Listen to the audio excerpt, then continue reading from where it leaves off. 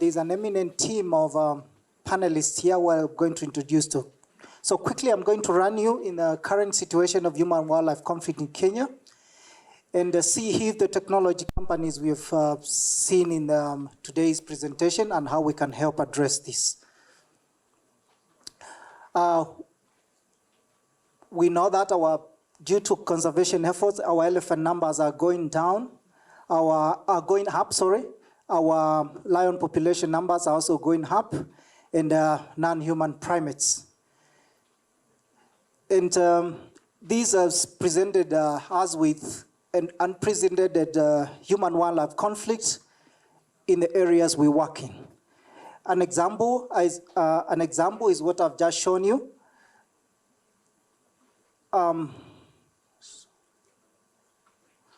That's a situation in northern Laikipia in the town of Pesi.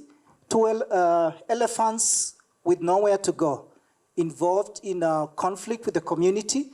The community is hungry and surrounding the area, and the elephant have nowhere to go apart from go into that area. We are called in from Lewa and team up with Space for Giants and try every piece of our bit to be able to get them out of the situation. But you see the communities around.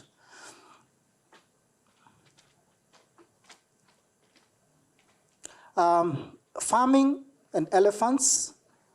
People want to live with elephants. Most of the people in the areas are farmers, but elephants are eating their crops and creating a serious food security issue.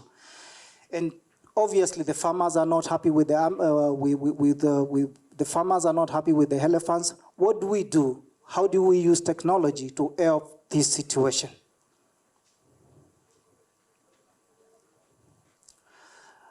Researchers, students, PhD people have produced papers to give evidence and credit to the situation of human-wildlife conflict. This is one of the studies in southern Kenya by one of our friends, Mukeka, and you can, a KWS colleague, and you can clearly see the effect of elephants are contributing to human-wildlife conflict, followed by non-human primates and carnivores. Some of the data showing the ever-increasing situation. This is in 10 years, and still the current data is the same, really, really high forms of conflict in countrywide.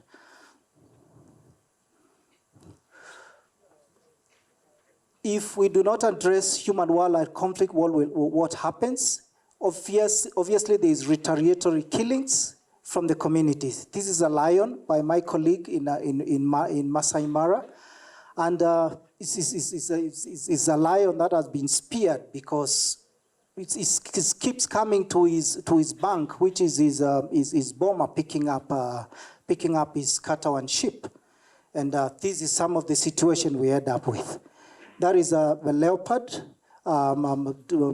picking up goats and sheep in a kraal.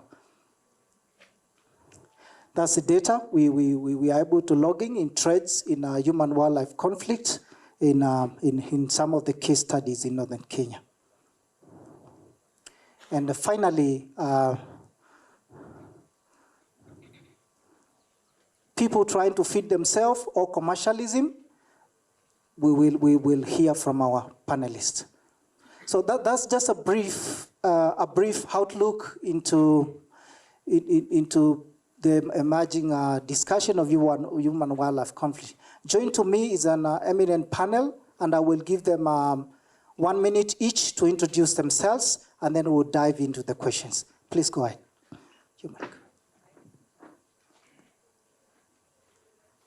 Hello. Hi, everyone. My name is Nadia, and I'm with Wildlife Guardians, Lion Guardians. I am here because I'm passionate about conservation and specifically human-wildlife coexistence. I think that given that a large number of our wildlife lives on areas that people also live on. We need to internalize conservation with the communities who live together with this wildlife. And so I think that that's a really key way to succeeding in conservation. So with Lion Guardians, we work in the region of the non-protected, non-formally protected areas outside the Amboseli area on about 1 million acres. And we work together with the local communities there to protect and conserve lions and ensure that we're having a positive impact on the livelihoods of the people who live with these top predators. Thanks. Hello everyone, I am Dominique Gonçalves. I am from Mozambique. I am an ecologist by training and I have a master's in conservation biology. Currently, I manage the elephant ecology project in Gorongosa National Park. I am also a student, a PhD student, and a passionate advocate for girls' education. Thanks very much. Hi, my name is Maurice Shutgens. I was told I had 3 minutes, so Mutinda, I'm going to take 3 minutes. Do you have the clicker? The clicker.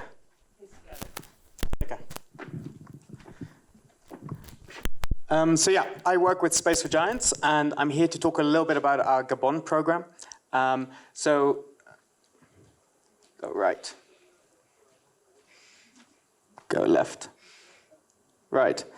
So I've got a picture from the same incident that Mutinda was actually describing just now. It's one of the most, I think, iconic events that happened in, I think it was 2016. But Space for Giants, you know, we do a lot of things, but our genesis goes back to human-elephant conflict and understanding use of space in increasingly human-dominated landscapes. So we've all seen incidents like this. And Space for Giants has explored a lot of mitigation measures, like a lot of other people in the landscape, and we doubled down on electric fences. So a lot of fences were built and a lot of fences were destroyed. But we learned a lot of things about fences. So in 2016, we were invited by the government of Gabon to come across and advise them and see if we could help them with any solutions in terms of electric fencing. And so it's a completely different context, as you can see, working in that environment. Not least because 90% of Gabon is elephant habitat. So this great study by WCS, 95,000 critically endangered forest elephants, which is amazing, but you can see the context completely different to East and Southern Africa. Elephants are basically everywhere. And so there's a lot of problems. So what we did is we took the Kenya solution, and it's not a Space for Giants solution, it's a, a solution that's been developed in Kenya by a lot of practitioners and refined over time. And we deployed this high-spec electric fencing in Gabon. And it worked, as you can see. It's not just elephants that cooperate, but a lot of different species. And it worked, and it wasn't a surprise. And I think that's because elephants there are quite naive in their interaction with electric fences.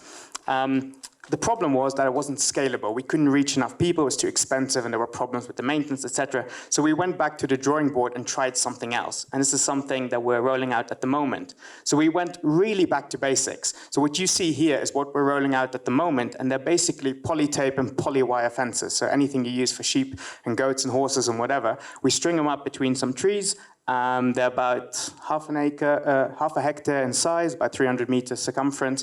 And we've been doing that since March in a national rollout. People get trained, they get their own unit, they get taught how to use it, switch it on, switch it off.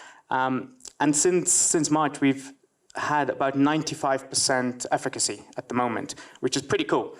Now, we know elephants are clever, and we know this won't last forever, but it's a start, and we're able to reach a lot more people at the moment. So it's just fascinating to see how something simple can yield results initially, and let's see how long it lasts. It might last 3 months, maybe 2 years, maybe 5 years. Let's see what happens, right?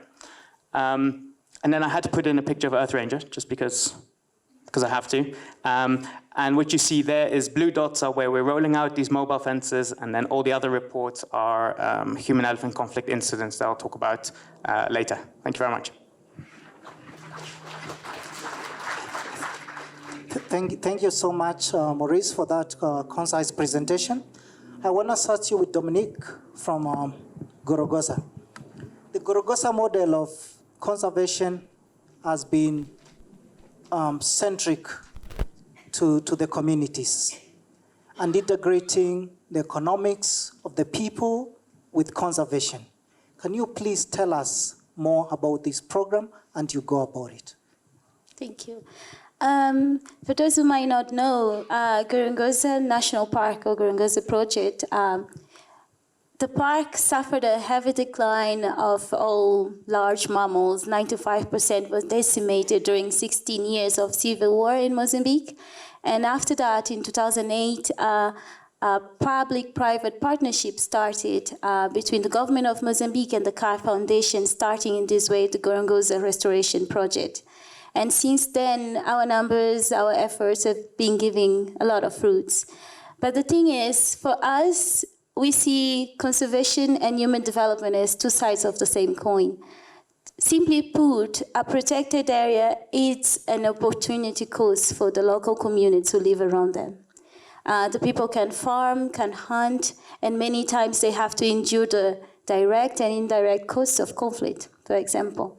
So we really strongly target giving decent benefits and paying this opportunity cost to the communities around it. Because we do believe that once that happens, people listen. And if you listen back, you become partners. Although it's not that simply as giving, income generation things, for example. There's more than that. There's basic needs that are still lacking in those communities that needs to be addressed, that people need to get access to. And it's also about what the communities want and need at the moment, right? And not only that, there's a lot of mistrust because of all the historical, regional, national, international, political, and conservation maneuvering. So this takes time, and we targeted long-term landscape scale community development and conservation to foster sustainability of the people and the place.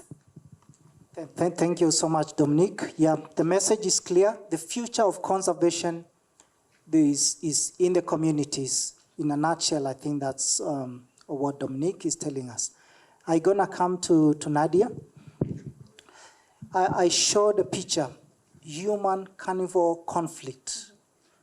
It hardly goes a week before you see this in the news, and for the veterinarians, it's an everyday thing. In the Amboseli ecosystem where you work, there's been one of the steadiest growths of lion numbers in protected areas. How have you been doing it? How do you do it? What can we learn from it? Over to you. Thanks, yeah. There's been a 6-fold increase in the last 15 years in the number of lions in our ecosystem. And not only that, we actually have some of the oldest lions in the world ever recorded in the wild. So we just found the other day a 19-year-old lion who we thought might have died, and here he is, he's still going strong. So I think that a key part of the success is that the model that we use, the conservation model, is culturally appropriate, and it's co-developed by the people who live together with the wildlife. So in the beginning, when our co-founders first started their work, they were PhD students looking for lions in our landscape that we are currently working in. They couldn't find any lions. As hard as they tried, they didn't see any lions. And this is because they were highly persecuted at the time. There was retaliatory killing and traditional hunting. And so they reached out to local Maasai warriors in the area and said, can you help us? And these warriors they are traditional and they are very able to track. And so finally they were able to see lions together, and it was together with these men, the guardians that we call them now, that the model was actually developed. So the guardians themselves came up with the key core functions of what Lion Guardians does, and they're built around the traditional ecological knowledge, so blending science and traditional ecological knowledge together to come up with the foundations of, for example, monitoring, conflict mitigation, and all these interventions are targeted at the correct social context. And so we work with the lion killers themselves, and they become phenomenal conservation conservationists, because not only do they have the ingrained skills as trackers, as like they know lions intimately, they also have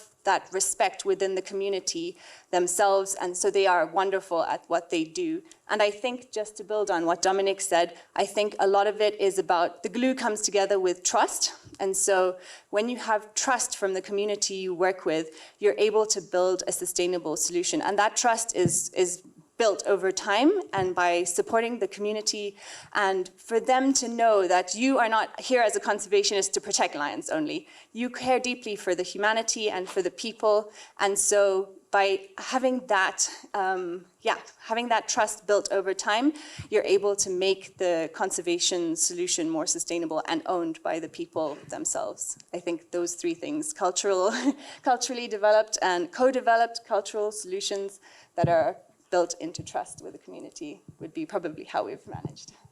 Thanks, Nadia. Thanks, Nadia, because that's been impressive in Amboseli.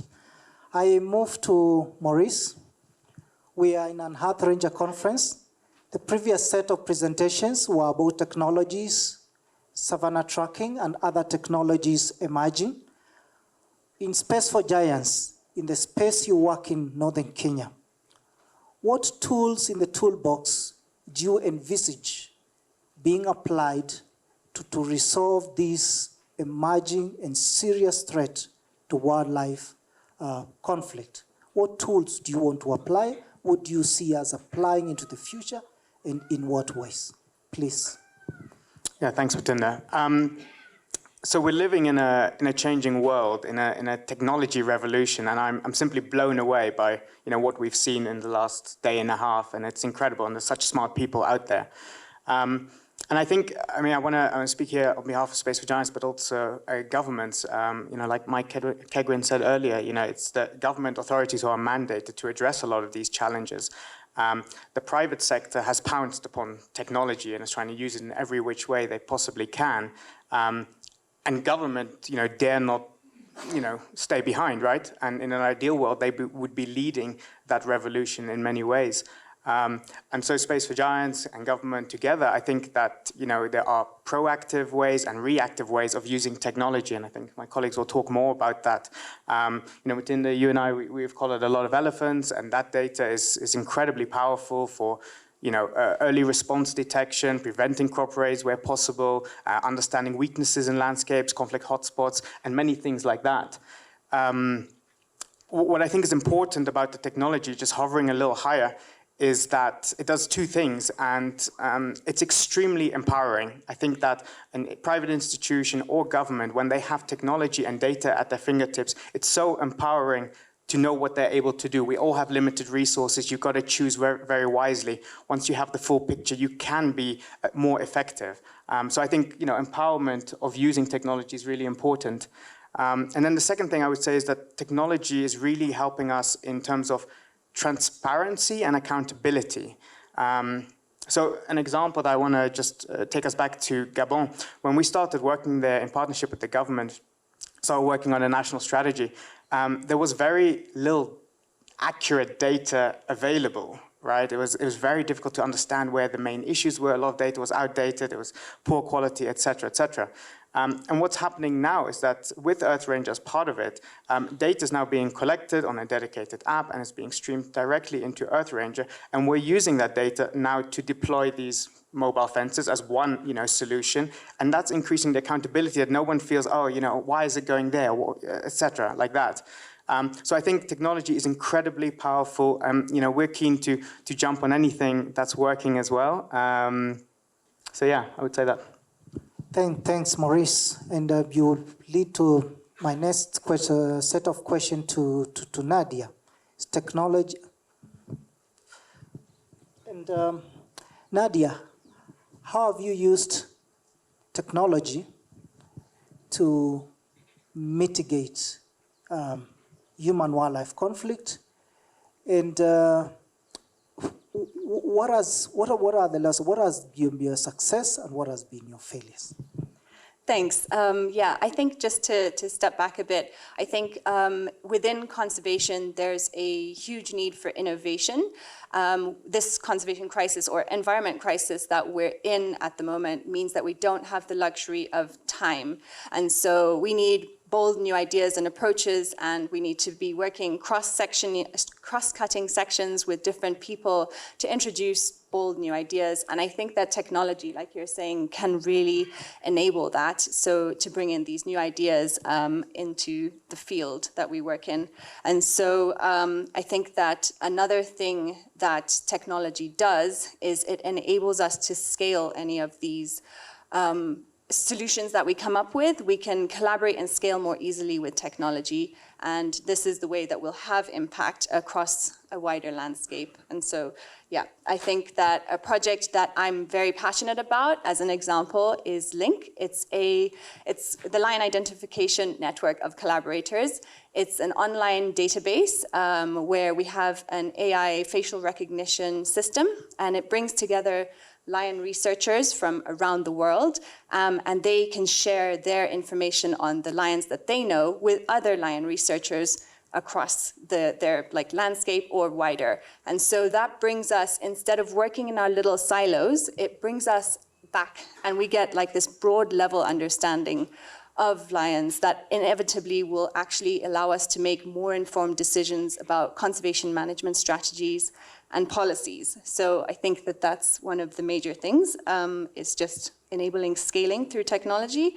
Although I think that technology does have to be contextually applied. So you have to have solutions that are socially and ecologically compatible with where you're working. So for example, EarthRanger is a great example. EarthRanger is a great example because it's a broad solution that we can apply at a local level. So we work with mostly non-school-going, non-literate Maasai Morans, and so these guys are able to use a technology like that because we can adapt it and we can have icons in there. And through this technique, we can capture more information and make more informed decisions and have more proactive management approaches. So yeah, I think that technology in the broadest sense enables us to collaborate well with one another across different sections, and that helps us to have a larger impact on what we're trying to achieve, or each of us in our different fields. Thanks, Nadia. I move on to Dominique, and we want to draw from your experience in Zaragoza. We are aware we have finite resources, and we have an ever-growing population. And you have to, in some way, you've told us how you apply technology. I want to know in some detail how you use that to promote coexistence amongst the people and wildlife. Over to you. Thank you. In Gorongosa, we do use technology we've been using for quite a long time now. We do use EarthRanger for a vast array of things, from surveillance and monitoring of colored tracked animals, not only elephants, but many others, including pangolins. And, all the coexistence, fires, or sighting of other endangered species. But in terms of elephants, for example, and carnivores, we do have a geofence around our park. And of course, every time one of the colored animals leave the park, we get an alert. We also have geofences around our coexistence measures. For example, beehive fence will have a geofence, so we can see if the elephant, in this case, approached the fence or not, or improved silence or not.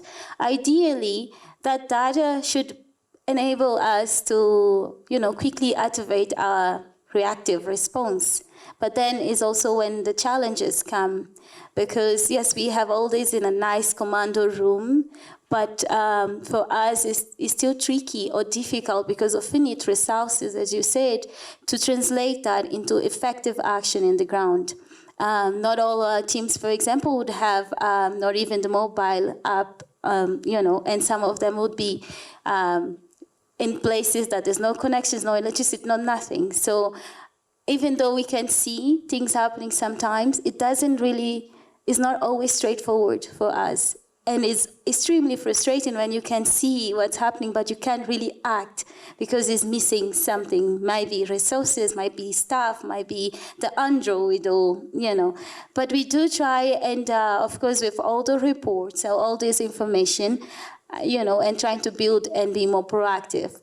And of course, daily tracking, not only of monitored animals, but also all our operations, which is also very, very important, especially our patrols. And, you know, we do our best trying to have that rapid response, but I have to say it's perhaps one of the biggest challenges. And I'll bring here a point, for example, that I would love to see changing in terms of going to the future.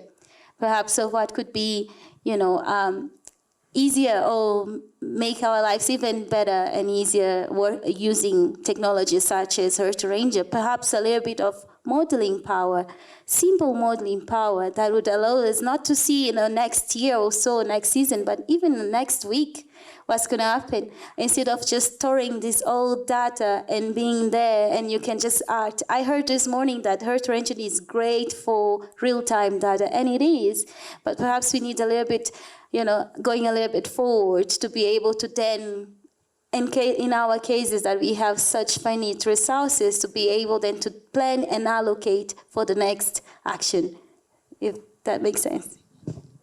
Thank you so much, Dominique. My next set of questions is both to you, Maurice, and start with Maurice, and to you, Nadia. In your current experiences and looking forward into the future, what technology would you like to see to promote conflict resolution and coexistence in the particular landscapes you work in? Maurice, have a go first, and then later Nadia. Thanks, Matinda. So I've been racking my brain what to say about Gabon because it's quite a difficult question. Everyone who's been talking about forests knows it's an incredibly complex system to work in, and there's just no easy solutions. In addition, I would add that in Gabon and West Africa and forests, unlike in East Africa or Southern Africa, where there's a capacity for rapid response and huge mobilization of resources quite quickly, in a forest environment, the burden always falls on the individual, right, to respond. No one is going to come and help them in time. Doesn't matter if you have a lot of collared elephants and things like that. It's the individual who has to respond. And so I'm trying to think about a technology solution that's going to help the individual, and people are capable, so they will learn, but what is it that is going to allow that individual to protect their livelihood? And the only thing that I can think of is it has to be an early detection system of some sort, that a farmer is notified before an elephant comes and raids their crops. And this is an elephant that is not collared, because we're not going to collar 95,000 forest elephants, no matter how cheap you make them, Henrik. So what is that technology solution that is going to identify the presence of elephants within a close proximity of someone's farm that allows them to be alert? And that then negates even the whole issue about the safety of that individual responding to that incident. We all know how aggressive elephants can be during a crop raiding incident and things like that. So I actually haven't got an answer for you, Mutinda. I'm very sorry to disappoint. I tried. But thankfully, there's 300 very smart people here. So I'm hoping that some of you will stand up just now and tell me, Maurice, why didn't you think of this or that or whatever? So the floor is open and there's no pressure. No pressure, hey? I think, like Maurice, I also don't have a specific solution in mind. I'd rather say that I think tech solutions that are more inclusive, so in our use case, something that incorporates people with different backgrounds, different cultures, different levels of education would be very useful for more than just our landscape, I'm sure. And then I think in that same vein of thought, it's often quite overwhelming when you think about installing a new tech solution. So I'm here, I'm like, oh, this would be wonderful for us, and this one too. And then when you think about installing it, implementing it, there's so many pieces, and that as conservationists, we're already stretched in 100 different directions. And so having that thought of like, okay, now I need to try and understand this new skill set, it's quite overwhelming at times. And so having somewhat of a support system that helps implement these solutions, not just come up with them, I think would be really handy. And so for an example, we're working with a conservation organization, Tech for Conservation, and they've been really wonderful in supporting us with, they're basically like translators between the tech world and the conservation users. So we speak different languages. Honestly, like when the AI developer is telling me about convolutional neural networks, it doesn't mean very much to me, but if we have people who speak both languages and can support us, it really makes a big difference to implementing, or at least trialing solutions that might work in the different ecosystems. So, not specific, but... Thank you very much, both Maurice and Nadia, because we'll move to the audience in our last section. But what I'm trying to draw from you is what is the profit of your work? What is the lesson of your work? What can we learn from what you've done so that we can move this to other landscapes? You know, sometimes people go to a conference, they work, but most of the people here are either technology people or frontline people. They want a solution from the toolbox, something they can pick and use. And Maurice, you've been doing a lot of this. What is the single most important lesson of something we can something we can pick and use and solve this ever-emerging problem? Over to you, Maurice. So the answer to that is that there is no solution, 100% solution to dealing with this to this issue. I think the lesson we have learned is that there is no silver bullet, right? There is no one solution that is going to be 100% perfect or going to help in every single context. So I think the lesson is that there's always going to be a toolbox of different solutions, and you're going to try different things constantly.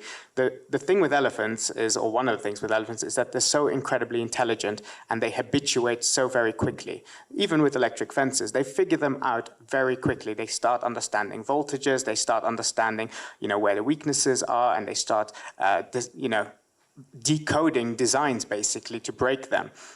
So fences are great as one solution, but you're going to need a lot more to stop elephants. So I would say no silver bullets. That's the one lesson I've learned. Thank you, Maurice. Maurice doesn't have a silver bullet. Nadia, do you have a silver bullet in carnivore conservation, your area of expertise? I wouldn't say a silver bullet, but I think what we're doing here today in terms of collaborating and sharing openly and honestly is a really crucial part to it. I think we can learn so much from each other, and sharing resources is definitely the way to go.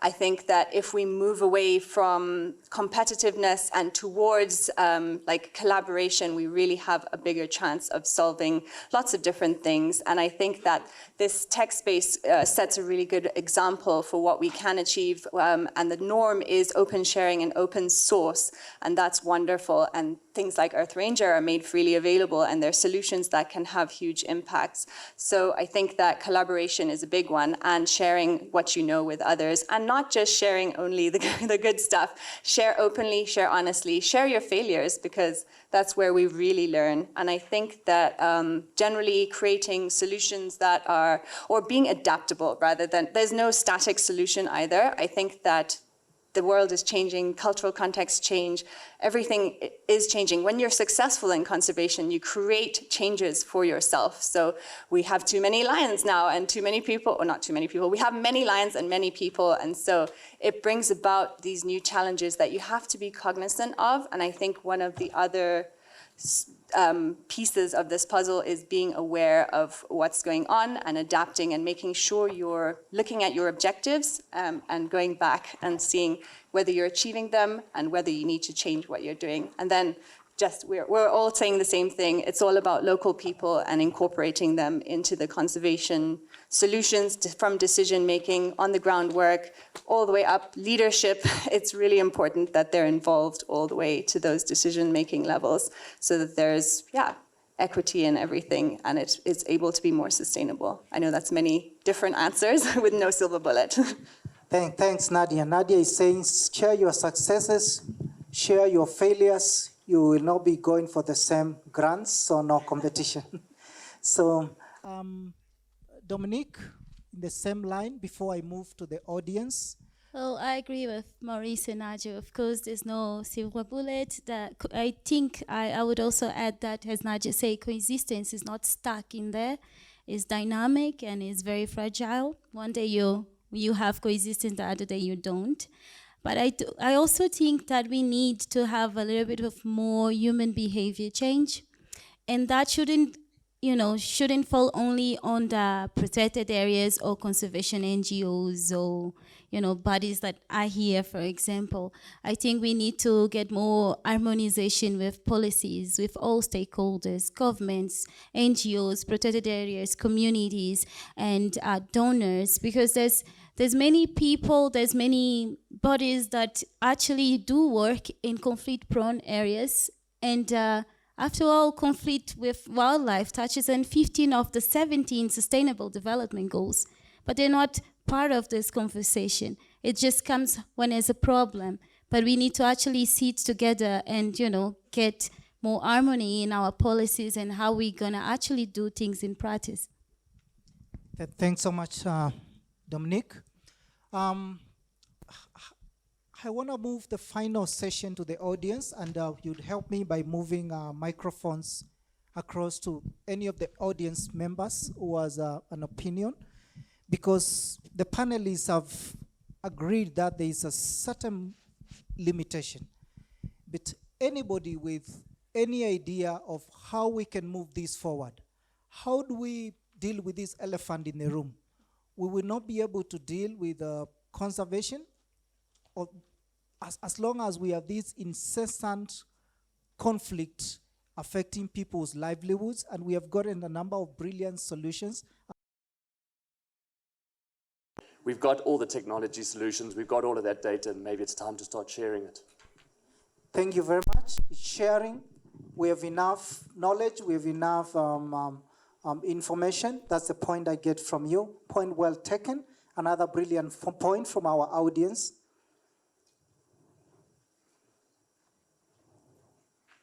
Another hand up? Yes, I see a hand up. Thanks. Thank you very much, Dr. Mutinda and your panelists. My name is Mungumi Bakari Chongwa from Kenya Wildlife Service, and I want to borrow lessons from possibly Mozambique, as well as even in southern rangelands and Amboseli. Land use planning or changes to land use, in my opinion, could be an accelerator to conflicts. So what's happening in Mozambique to address this? Because here in Kenya, southern rangelands are being turned into agricultural, which technically are rangelands meant for wildlife or livestock. So this for me is a chaotic scenario, losing corridors and connectivity within ecosystems which have been useful to wildlife. Secondly, I wanted to also, from the panelists, do we have lessons that we can help with the Kenya scenario in which direct benefits of wildlife conservation go directly into communities, especially from private landowners, ranchers, and conservancies? Thank you very much. Thank you very much, Mr. Edi, because I know you deal with this literally every day, and you've responded to this, and thank you for that opinion on land use demarcation. Other hands, yes, right over there. Thank you. Hi, thank you very much. My name is Antonia Leckie from Leckie Nature Consultants. I would like to ask a slightly controversial question. What do you think about moving away from the word conflict itself? Lucky is throwing spanner into the words conflict. And, the English language can spin things differently. There is what's coexistence? And it's to the audience, And if we move from conflict, what do we move to?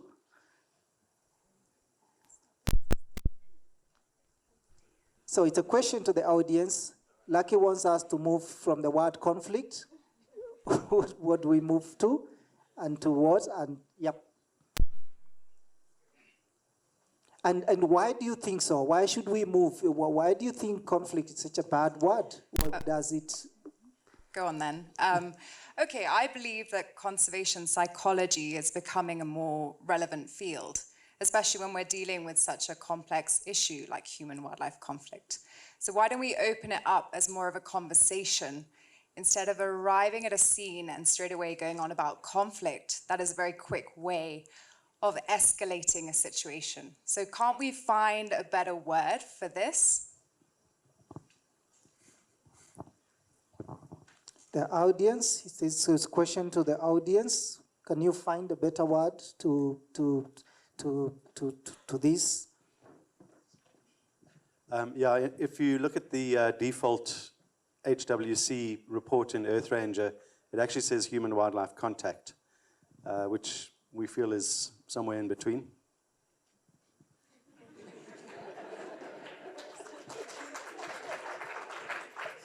So he's sanitized the language. And my friends up north even insist, we insist, and Lucky, this is a really good point because I know you are immensely experienced in that field. And it's about coexistence. We repeat word coexistence all the time until it comes into our minds. More ideas, we still have like 2 or 3 minutes in my contractual time. So, yes, please. Hello, everyone. My name is Maureen. I work for African Parks, and I'm very, very interested in this conversation because I do believe people and nature is not separate, and we have to start looking outside the boundaries of the areas we manage and we work in. And I wonder, because I hear a lot about we don't have the answer, but we do have a lot of knowledge already. And we need to find a way to share that. And we need to find a new word for conflict. So isn't a very simple way forward to get something going similar to the EarthRanger community platform where we can discuss things like this in more detail?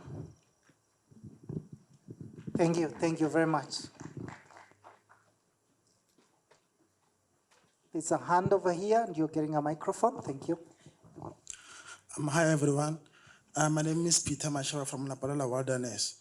I understand that we need to move away from the word conflict. I believe because we are all learners here, we feel like it is a bit weird. So what about the communities who are affected? What do they call it? If you have to move away from conflict, what about them? What do they call it? So, because for them, it is conflict. They are impacted by the situation that they find themselves in. So that's my open question there. Question, if the shoe is on the other side, what's the feeling? And what would the community, is juicy cabbages, or is priced cow, is priced Boran bull, has gotten predated by the lions you're looking after? And how is juicy cabbages? What would that person call it? Any opinion from the audience? Yes.